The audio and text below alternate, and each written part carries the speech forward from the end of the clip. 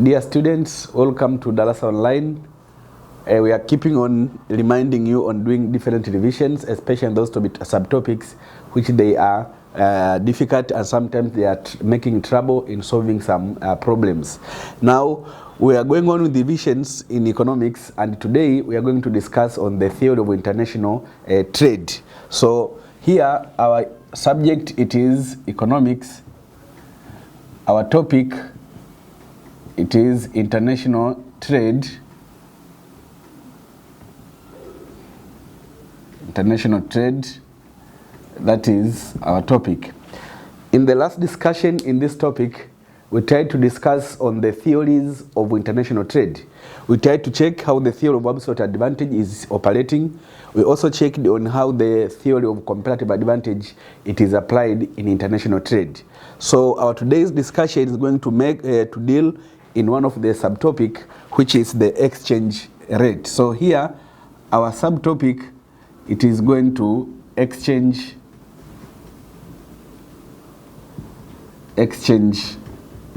rate. So probably you have covered this one in the class. You know what is exchange rate perhaps, but we are going to have further discussion on how these exchange rates they operate, the importance of these exchange rates, and probably we'll go to solve some questions later. So let's start from a definition. When we speak of exchange rate, what do we mean? Now recall back to what you did in the class. When we say exchange rate, remember before we define exchange rate, remember different countries, they have different currencies. That means we have in Tanzania, we have Tanzanian shillings. We have maybe in Kenya, they have maybe Kenyan shillings. You go in United States, they have United States dollars. We have pound, euro, maybe Japanese yen, and the other currencies which they are found in different parts of the world. Now, in modern economics or in modern economies, we find that this money or these currencies, they are traded in the market like other commodities. It means you can buy and sell these currencies, or you can buy and sell different forms of money in the so-called capital market or money market. Now, it means in those markets, we need to determine the price at which one currency must be exchanged with another currency. For example, maybe how much Tanzanian shillings is needed to exchange with one United States dollars.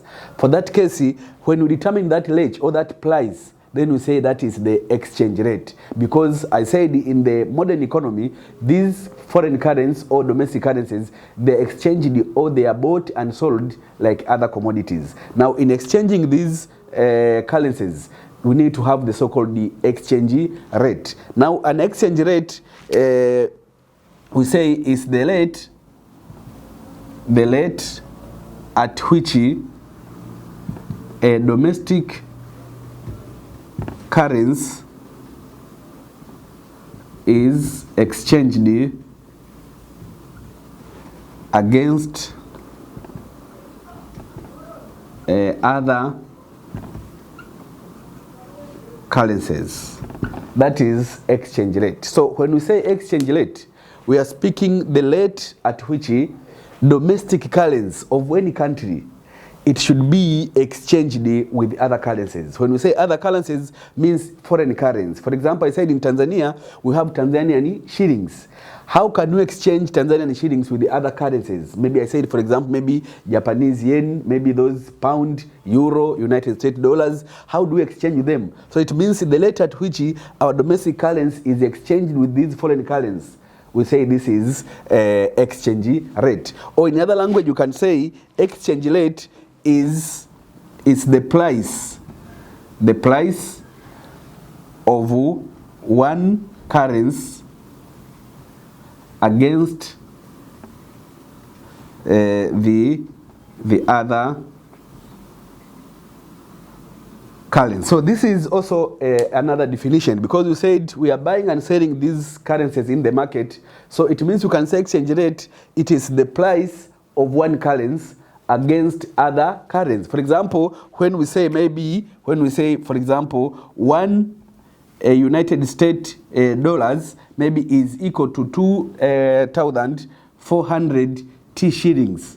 This is the exchange rate. It means to get one dollar, in terms of $1, you use 2,400 T shillings. So this is the price at which United States dollar is exchanged against Tanzanian shilling. So we say this is exchange rate. Or when we say, maybe another example, maybe 1K shillings, that is Kenyan shillings, maybe is equal to 20 T shillings. Now this is an exchange rate. It means this is an exchange rate between Kenyan shillings versus Tanzanian shilling. That means to get 1 Kenyan shilling, you use 20 units of Tanzanian shillings. So this is an example of exchange rate. That's why I said it is a price of which domestic currency or one currency is exchanged against other currencies. And this is when we speak of exchange rate. Now in exchange rate, or in this market where these currencies are bought and sold, we have two forms of currency that they can be exchanged. For example, we can have the so-called hard currency, and in other words, we can have the so-called soft currency. We want to see the difference of these two items. I said in exchange rates, or in exchanging money from one money form to another, or buying one money and another one, we have two forms of currency which can be considered. We have the so-called hard currency, and we have the so-called soft currency. Now, when we say hard currency, what does it mean? It means hard currency are those currencies which are easily converted into other currencies. That is, these hard currencies. It means hard currencies are those forms of money or forms of currencies which they are easily converted, or they can be easily converted from one form to another form. It means these currencies, you can find them everywhere because they are easily converted, so you can find them everywhere. For example, you can find those currencies in any country because they can be easily converted from one currency to another currency. For example, when we speak currencies like e.g. we have USD. This is a hard currency because it is very common to find USD everywhere. You can find in Tanzania, you go in Kenya, you'll find USD, United States dollars, you go maybe in Uganda, in all countries, because this form of money or this form of currency can be changed, converted easily into other currencies. Then we say this is a hard currency. We have the other currencies, for example, like maybe the euro, we have the pound, etc. Such currencies, you can find them everywhere. For example, maybe in developing countries or even in developed countries, it is very easy to find these form of currencies circulating in the economy. Though we have our domestic currencies, but you can find these, they are mostly preferred in exchange of goods and services, just because this form of money, they can easily be converted or exchanged from one currency to another currency. Then we say these are called the hard currencies. Now, these hard currencies, as I said, they are very common, and they are mostly used in international trade, in exchanging goods and services. So in international trade, it is very easy to find hard currencies because those countries during international trade, they find the most easiest way to exchange their currencies. So they use this form of money because they are easily convertible from one form to another form. But what makes these currencies to be hard and to be easy, we have some reasons. For example, one of the reasons, these currencies, they are stable in value.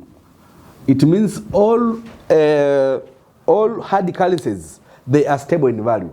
That means their value cannot fluctuate easily. It is not easy for them to depreciate. You can find they can appreciate easily, but not depreciating, these form of currencies. So they are stable in value for a long period of time. For example, you can find it is not easy to find maybe USD, it has depreciated in form of other currencies. Not easy, because this form of money, it is stable for a long period of time. This is hard currency. But also, this money, they have high purchasing power, but they are influenced by strong policy of their federal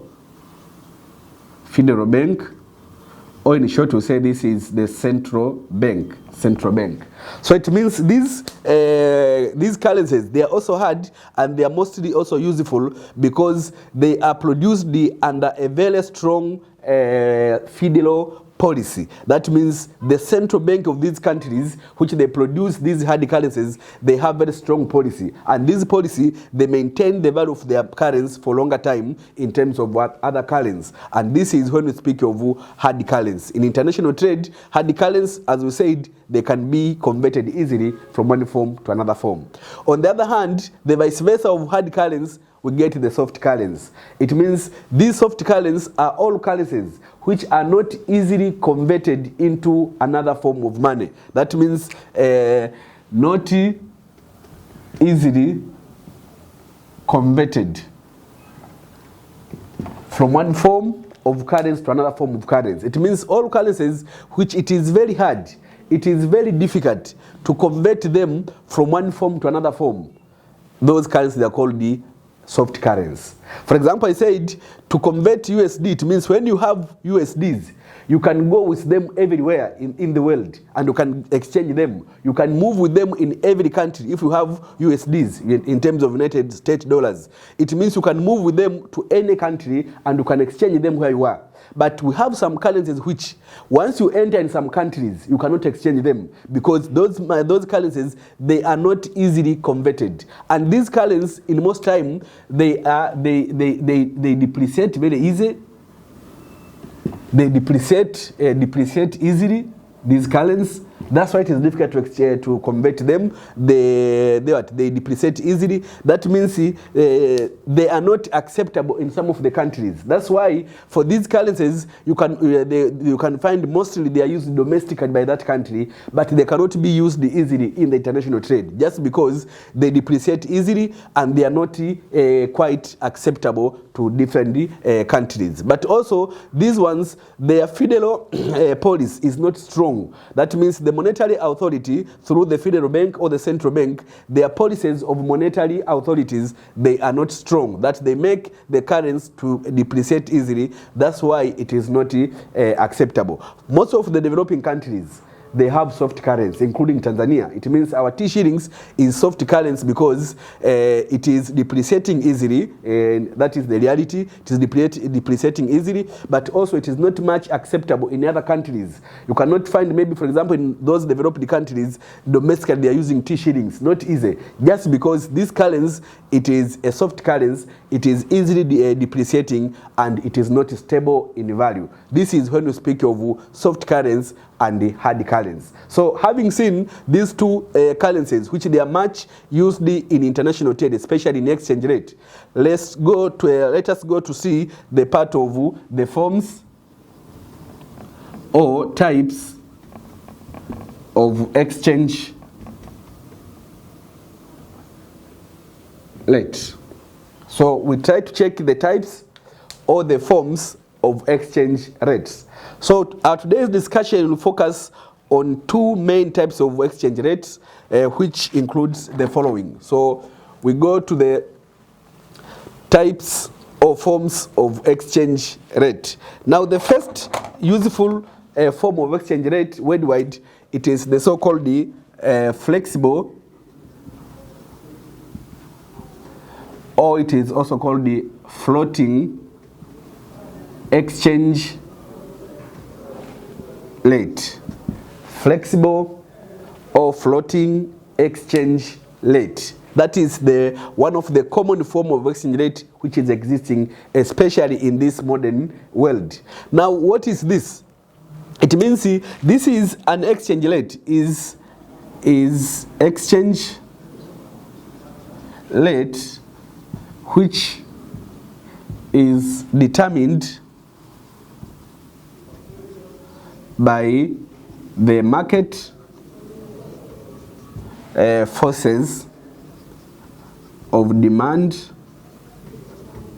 and supply. So we see, because we are taking economics, so we can easily understand what we said, market forces of demand and supply. It means in this exchange rate, the government do not influence exchange rate. The exchange rate of a particular country, the exchange rate at which the domestic currency is exchanged against foreign currency, is determined free by the forces of demand and supply. It means the demand for a particular currency, the supply of a particular currency is the one which is going to determine the exchange rate of that particular currency. The government do not intervene in this system. It means demand and supply determines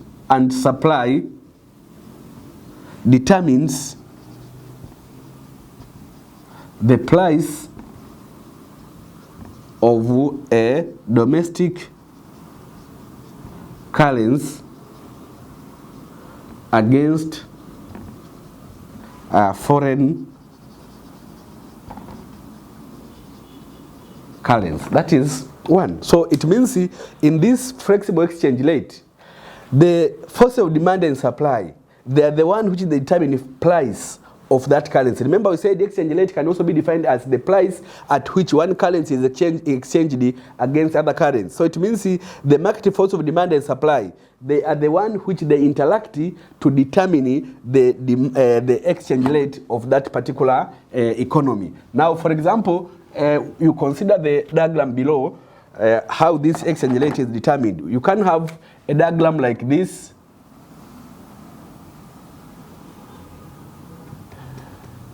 These are quantities of a currency, and this is price of a currency. Now, if we have a demand for a currency like this is demand for a currency, and we have supply of a currency, this is supply of a currency. It means the interaction between demand and supply, they reach equilibrium at this point. It means at this point where the 2 points they intersect, this is they determine the exchange rate of this particular currency, but also this is the equilibrium quantity of that currency supplied in the market. So it means the interaction between demand and supply, they cause or they determine exchange rate. Meaning that in this form of exchange rate, when demand changes, it is going also to cause changes in exchange rate. When supply of a currency changes, it is also going to cause changes in exchange rate. For example, if maybe demand increases, ceteris paribus, if demand increases, you see demand for that currency has increased. Maybe in international trade, demand has increased. You can see here the exchange rate is going to move up. So you can find this will be like the new exchange rate, like just because demand has increased. Likewise, when demand falls, maybe it falls to demand 2 here. This is demand 2. You can also see the exchange rate has also determined here. So you can find that when exchange rate can fluctuate or can change depending on the changes in demand or supply. It means likewise when supply changes, either increasing or decreasing, we expect the exchange rate also to shift. So for that case, this form of exchange rate, the exchange rate is not stable. It fluctuates from time to time. You can find in the morning the exchange rate is this one. Maybe after some hours you find it has changed, because the change of the exchange rate will be fluctuating or will be changing depending on demand and supply of that currency. When demand for that currency increases, we expect the exchange rate to change. When demand falls, it will also change. Likewise, when supply changes, either by increasing or decreasing, we expect against the exchange rate to fluctuate or to change. Now, for that case, in this system or in these economies, the exchange rate is not stable. You find it is changing from time to time. That is, it is causing uncertainties in the economy. This is for the case of a flexible exchange rate. Now, we have some few advantages here. Advantages, or you can say merit of this exchange rate. It means despite having no government interference in this market system, having no government interference in termination of exchange rate, still this system may have some advantages. For example, one of the advantages is that it gives greater freedom in foreign exchange market. It means because there is no government interference, there is no government intervention, in the foreign exchange market, there is greater freedom. That means individuals, either importers or exporters, they have greater freedom on their decision because there is no government intervention. So this is one of the advantage. But also, when we use these flexible exchange rates, it determines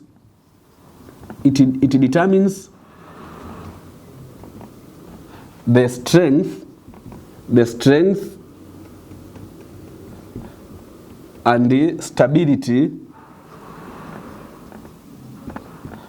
of the currency and the economy.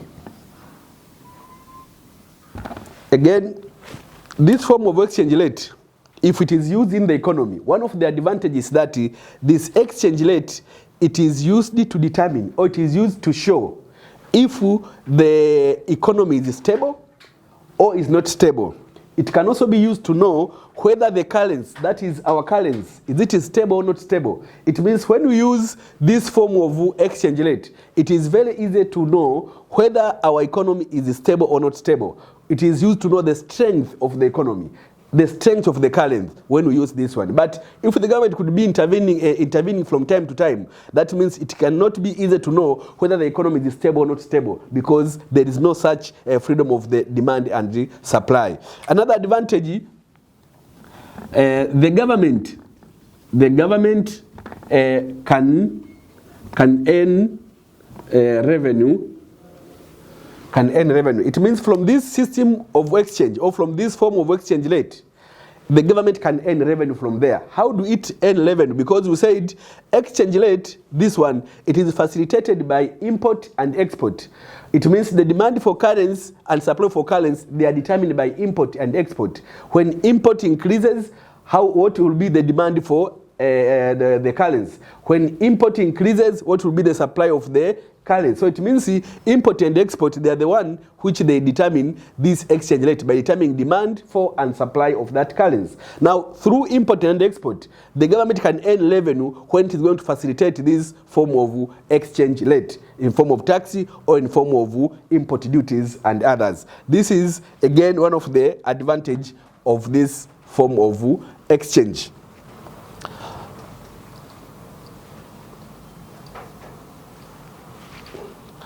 Then we have some disadvantages of this form of exchange. Disadvantages.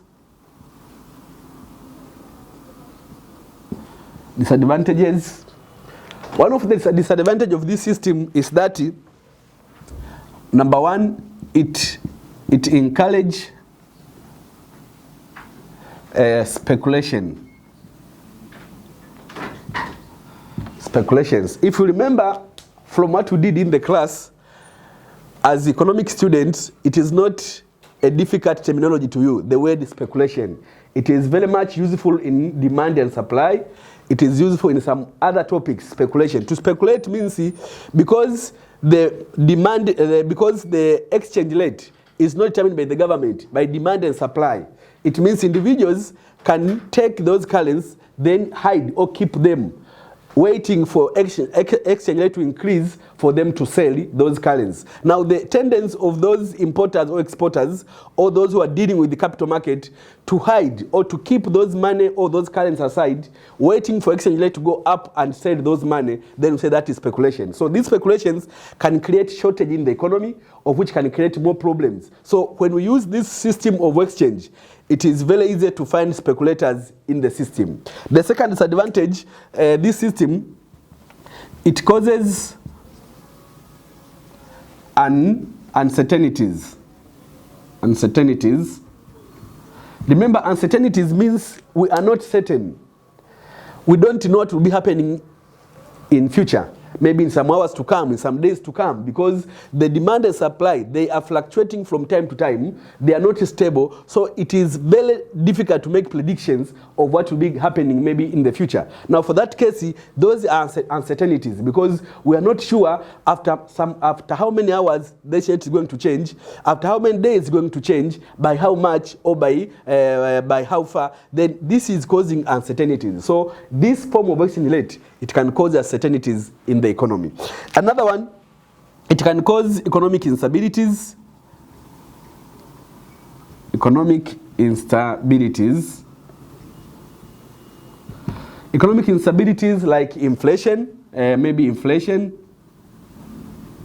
like deflation, etc. So these instabilities, they can also occur due to this flexible exchange rate, because we said due to uncertainties in production, uncertainties in export, uncertainties in all activities, because demand and supply, they are the ones which determine exchange rate, then it is very easy to find instabilities, inflation or deflation, which were not expected in the economy. That is one of the disadvantage of this exchange rate. Then we go to the last form of exchange rate, number 2, which is a fixed, or it is called the controlled, or it is called the paged exchange rate. Exchange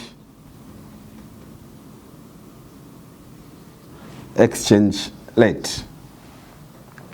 Fixed, controlled, or paged exchange rate.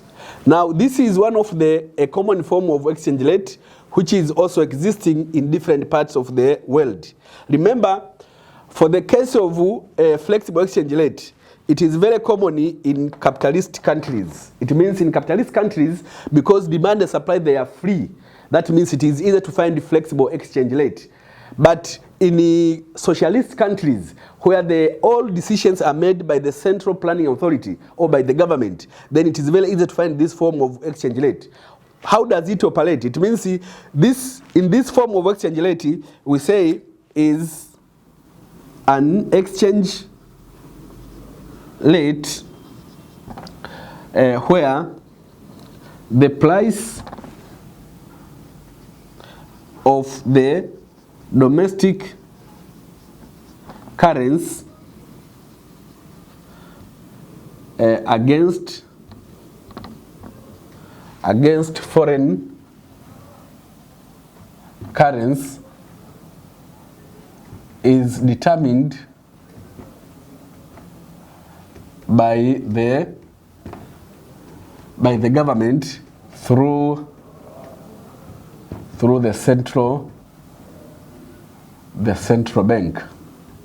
So that is the controlled or fixed exchange rate. In this system of exchange rate, the price, the exchange rate, is determined by the government through the central bank of that country. It means each country has the central bank, which is the controller, and it has authorities over all monetary issues. So it means in this system, the exchange rate is determined by the government and under the central bank of that given state or given country. For example, in Tanzania, we have the Bank of Tanzania, BOT. It is the central bank. Now, if we want to operate under fixed exchange rate or under controlled exchange rate, it means the BOT, the central bank, will be the one which will be controlling or fixing that exchange rate.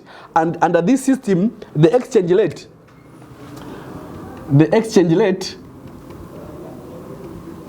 can remain stable for a long period of time. It can remain stable for a long period of time. Why? Because the government is the one which is fixing or determining that exchange rate. So it is very easy to find that exchange rate remaining stable for a long period of time, because there is no unexpected fluctuations. So it can remain stable for a longer period of time. Remember, under this system, the government can maintain that exchange rate by having large reserve of foreign currency. It means what is needed here is the large reserve of foreign currency. It means to maintain that exchange rate for longer time, the government needs to have a reserve of foreign currency, large one. Why? Because we said sometimes you can find in the economy there are shortage of foreign currencies. So the government can maintain that exchange rate by having large reserve foreign currencies. How and why? Because when maybe in the economy there are shortage of foreign currencies, there are shortage of United States dollars, shortage of pound, shortage of euro, and other foreign currencies. It means the government can remove that shortage by supplying in the economy. And once you supply, it means the exchange rate will be maintained back because that shortage have been cleared. So that is how it can respond. So for this case, you find that that exchange rate can be there or can be stable for a long period of time. Then we say this is fixed exchange rate. And as I said, this one can be useful in those pure socialist countries where the government is the controller and the decision maker in all aspects of production, distribution, and exchange. Then now, what are the advantages of this system? Advantage of this system. One of the advantages of this system, it discourages speculation. It discourages speculations. Now, because you said the exchange rate can be stable for a long period of time, it is not easy to find speculators speculating because you are not sure when the exchange rate is going to change. We said in the flexible exchange rate it is easy because at any time exchange rate can fluctuate. So we are expecting maybe when it increases, that time you can speculate. Now for that case, because the government is determining exchange rate and can remain fixed for a long period of time, so it is not easy for speculators to speculate when the system of exchange it is under a fixed exchange rate. Now the second advantage of this system, it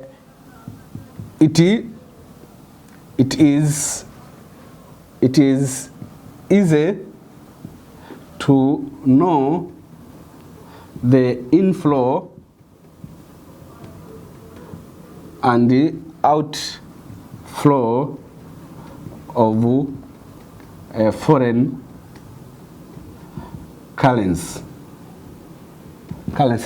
It means with the fixed exchange rate system, it is very easy for the government to understand, to know or to identify the inflow of foreign currencies and the outflow of foreign currency because it is controlling everything in the exchange rate system. So it knows the inflow and the outflow of foreign currency. It means inflow, the movement of foreign currency into the economy, and outflow, the movement of foreign currency out of the economy. So the government can easily know the rate at which foreign currency they are moving in and moving out of the economy. Another one, it can be used as economic instrument in policy formulation and planning. It means this exchange rate, it is very easy to be used as a policy instrument because we said in flexible exchange rate there are uncertainties. It is not easy to plan, not easy to be used as instrument of planning. But in this fixed, because the government is the one which is fixing exchange rate, then you can use it for planning. For example, if you want to make devaluation, if the government wishes maybe to increase export or whatever instrument of planning or policy making, it is very easy to formulate those policies with this system of exchange rate. Then let's complete with the disadvantages of this exchange rate. Disadvantages of fixed exchange rate. Disadvantages. Number one, it is difficult to determine the exchange rate of all other foreign currencies because the government is the one which is fixing that exchange rate. Now try to imagine, we said it is fixing through the central bank, the government through the central bank. Now try to think maybe the BOT, the Bank of Tanzania, is now using this fixed exchange rate system. Now it has to determine the exchange rate of all other currencies in the world. which they are used maybe in Tanzania. It means just to fix exchange rate of Tanzanians versus USDs, to fix Tanzanian versus pound versus maybe euro versus kwacha versus K shillings. So all currency in the world, it is not easy for that central authority to determine all the exchange rate of all countries. It will be difficult. Then number two, it encourage black market. In economics, we know black market. Now, because those speculators and other people dealing with the money market, once they find there is no room for them to make trade or to exchange, because the government is not determining everything, it is very easy to develop black market in the economy, where you can find exchange rate maybe in illegal exchange rate around the economy or in the street, where you can find people they're exchanging money against other currencies in illegal prices. That is black market. So it is one of the disadvantages of this system. Now, this is the end of this part of explanations. We get a minor or a short break. Then after that break, we are going to solve some questions which will be seen there. Thank you. Welcome back after the short break. Now we are going to solve some problems or some questions here. You can see from the screen, we have 3 questions, question 1, question 2, and question 3. We will solve question 1 and 2. Then question 3 will be taken as your homework. Now, let us move together. Now, question number 1, it is asking, why do you think most of the countries have liberalized their exchange system? Why do you think most of the countries have liberalized their exchange system? So, question number 1, this is about exchange rates. Now, the question is asking, why most of the countries in the world, they have liberalized their exchange system. It means here we have to know why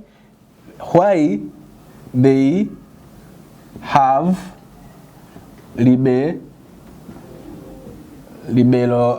liberalized the exchange system. It means the word to be liberalized, it is coming from the word which we say liberalization.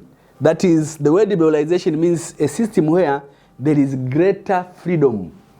That means a system where there is no government intervention, there is no government interference. It means individuals, enterprises, they have a maximum freedom in their decision. Now, when we say, we have to ask why most of the countries, they have liberalized the exchange rate system. It means what has caused these countries to make their exchange system most free. That means when we say most free, that means the exchange system, it has gone back to we say the flexible, if you remember, flexible, or we say the floating. So this question, it means it can also ask why most of the countries in the world, they are using flexible or floating exchange system. Because when you use a flexible or floating exchange system, it means the exchange system is now liberalized. That means there is greater freedom of demand and supply, which they are the ones which are determining exchange rate. That means no government interference. So for the case of question number 1, it means here, when we say, why do we think, that means you give reasons as to why these countries, they have liberalized the exchange rate system. It means now the question here demands you to show the reasons which now will use the advantages of a flexible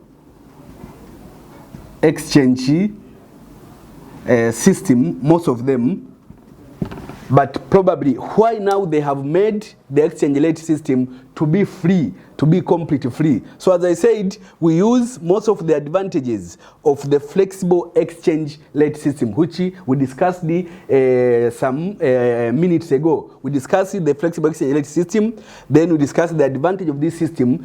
So you have to use those advantages to show that those are the reasons as to why most of the countries in the world, they are using this system of exchange rate, liberalize the system or liberalize the exchange rate system. We said one of the advantage of this system, it is that this system, it gives greater freedom in exchange in foreign exchange market. So that's an advantage. So it means most of the countries have liberalized the exchange system because one of the reasons in this system there is greater freedom in the foreign exchange market where there is no government interference. The government don't intervene in activity. So for that case, most of these countries, they use this one. We said also under this system there is the government can earn revenue. That if you remember, again, one of the advantage or one of the reasons as to why most of the countries they use this system, it is because the government from this system, when it is liberalized, it can get revenue from this system. But also you can add all other advantages which we have discussed in the discussion of flexible exchange rate system. That is for the first question, hoping you have understood and how to go through. So use the advantages of flexible exchange or liberalized exchange system. Now we go to the second question, question number two. Question number two, it is asking, Tanzania is experiencing unfavorable balance of trade due to increased import of goods and services from other countries. As economist, what would you advise the government of Tanzania to do in order to lower its import? You see, I read again the question. Tanzania is experiencing unfavorable balance of trade due to increased import of goods and services from other countries. As economist or as economic student, what would you advise the government of Tanzania to do in order to lower its import? So again, this question, it is coming from international trade. It is asking that Tanzania, it is facing or experiencing an unfavorable balance of trade. We go back to what we did in the class, or recall what we did in the class. When we say there is an unfavorable balance of trade, meaning that import exceeds export. It means we import much than what we export. That means there is an unfavorable balance of trade because there is greater import of goods and services from other countries than what we export to abroad. Now for that case, we say there is unfavorable. Now if there is that situation, that means import is so high in the country. Now as economic student, what would you advise the government to do so as to lower the import? Now this question is going to the part of, if you remember the part of trade protectionism. Trade protectionism. Remember, when you adopt a trade protectionism, which we say this is a statement, a policy, where the government adapts to create barriers against too much import. If we find that the import of goods and services, they have caused problems to our industries, to our infant industries, to our domestic activities, our domestic production, then the government can create protectionism policies which they are aiming to reduce or to lower import in favor of export. So it means this question demands you to go back to the part of trade protectionism in those methods or techniques which are used to protect domestic industries and domestic economy. Now for that case, it means as economic student or economist, you have to advise the government to use different techniques, different methods, different ways to control import by imposing those methods of trade protectionism. Now if you remember what you can advise the government, one of the methods they can use, it is to introduce or to increase tariffs. To increase, if tariffs are there, then you have to increase. If they are not there, then you have to initiate tariffs. Tariffs, these are tax on export and import. Those are tariffs. It means for those imported goods, because the aim is to advise the government to reduce import. It means one of the advice we have to give the government is to increase tariffs, and if they have not yet introduced, then to introduce tariffs in the economy.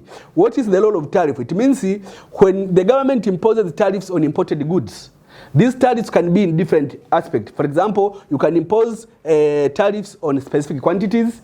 You can impose tariffs on according to value of the goods or quality, or you can impose on both quality and quantity. Now for that case, the aim of tariff or tax, it means when tax is imposed, it means we expect the price for import, price for import to increase. It means when price for import increases because of tariff imposed, we expect demand for import to go down. So it means due to imposition of tariffs or tax, price for imported goods has increased. Then due to increase in price for imported goods, demand for imported goods goes down. That means the rate of importation will be controlled because demand for import has lowered. Now for that case, we can advise the government to use this method to reduce import or to lower import of goods so as to protect domestic industries and domestic economy. The second advice we can use the so-called quota or quotas. Now quotas here, sometimes I said import can be so high just because we have not set a limit at which a country must export or import. Now by using quota, it means this is quantitative method. That means here you use quantity. That is quantitative method, quantity. It means the government can set a limit or a certain amount of which is needed to be imported into the country and not above that one. For example, maybe Tanzania is exchanging with Uganda. That is an example.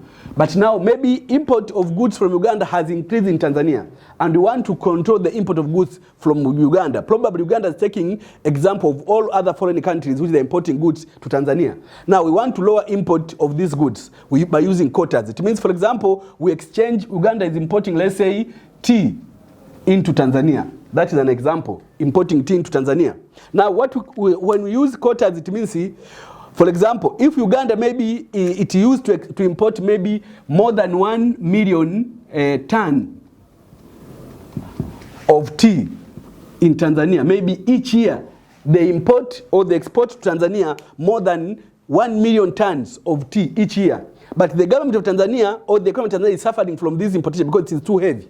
Now, by using quota, the government can tell Uganda to import not greater than maybe, let's say, it was from 1 million, now let's say only 300,000 tons of tea.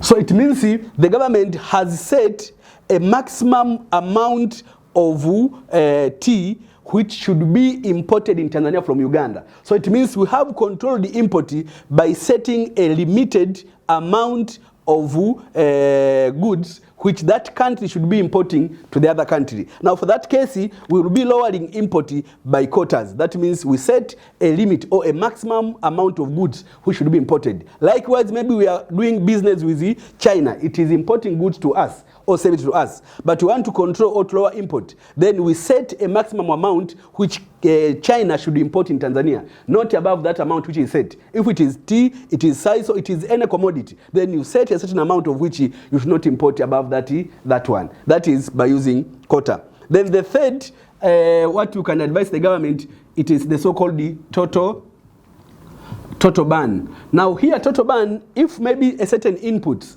they have been seen that they are problem in the economy, complete problem in the economy. They are causing chaos in the economy. They are causing maybe decline in our industries, those inputs. Then the government can introduce total ban, either by using a law. They can prepare a law which is saying maybe from this day you are not allowed to import. That means not limiting the amount or imposing tax. That means total ban means completely you prohibit importation of that kind of input, that kind of good. Maybe that good, it is causing problem in the economy. So by law, you set law maybe through the parliament, which will be allowing not to import those goods into the country. That means when you say total ban, that means completely a ban of the use of that good. For example, maybe what the government did last time, that's an example with total ban. When the government decided to ban the issue of the use of plastic bags, where that is total ban, that means they are not allowed to be used, not reducing, but they are not allowed to be used. So even if we are importing goods from other countries, but they are causing problem, we can impose total ban, where those goods will not be allowed to be imported or exported into Tanzania. That is a total ban. Number 4, you can use the so-called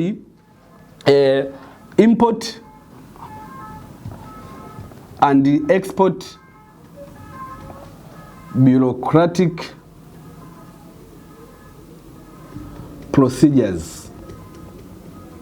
Import and export bureaucratic procedures. Here, the government can impose complex and time-consuming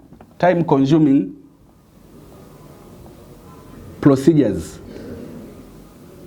It means for someone to get a license to import goods in Tanzania, it will take him complex procedures.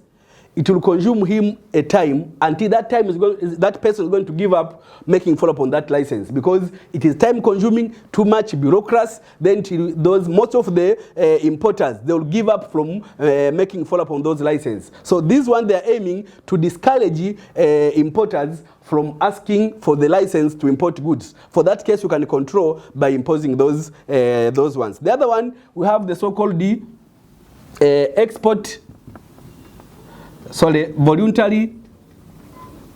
voluntary export restraint. Now, this is an agreement. Here, agreement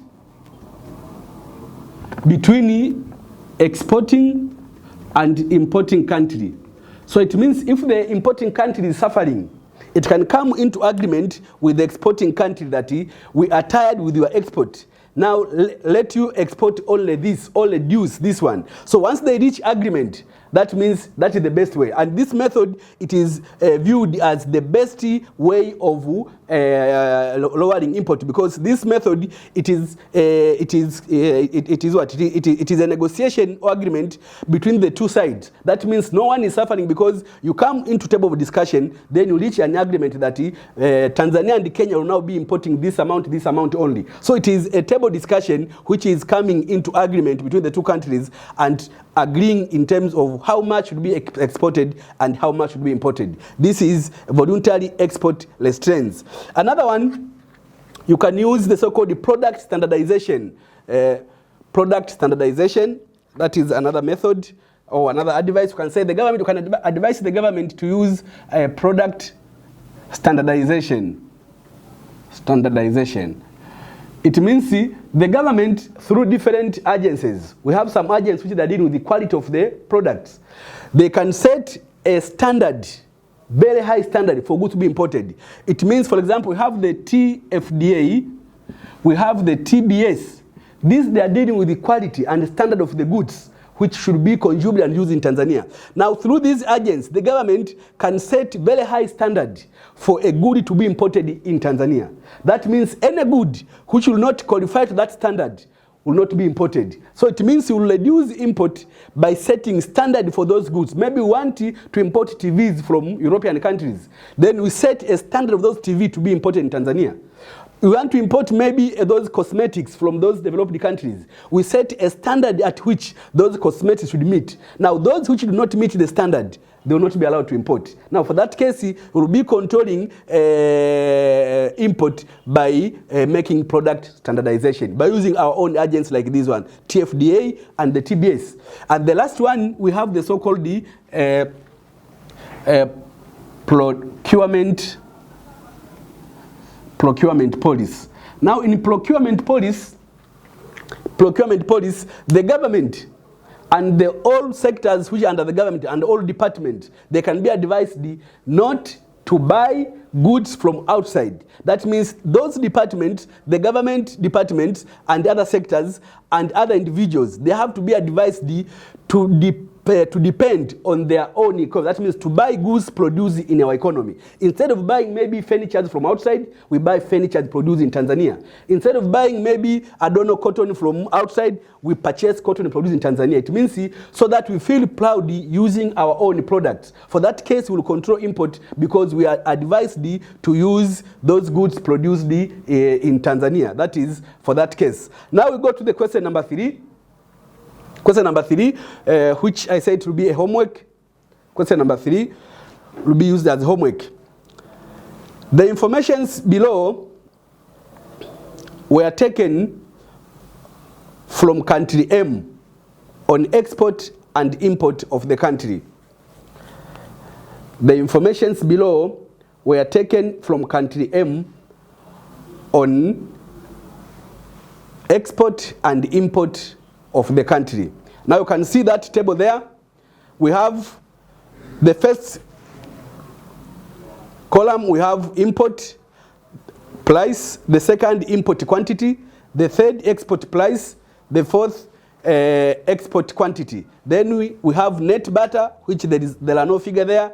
We have gross barter, terms of trade. That TOT stands for terms of trade. Terms of trade. So it means, see, from those figures, the question there, number one, it is complete the table above. Remember I said we have price for import, quantity imported, export price, export quantities. Then we have the column for net barter, terms of trade, and gross barter, terms of trade. Now the question is asking, number one, complete the table above. It means you complete the part of net barter, terms of trade, and gross barter, terms of trade.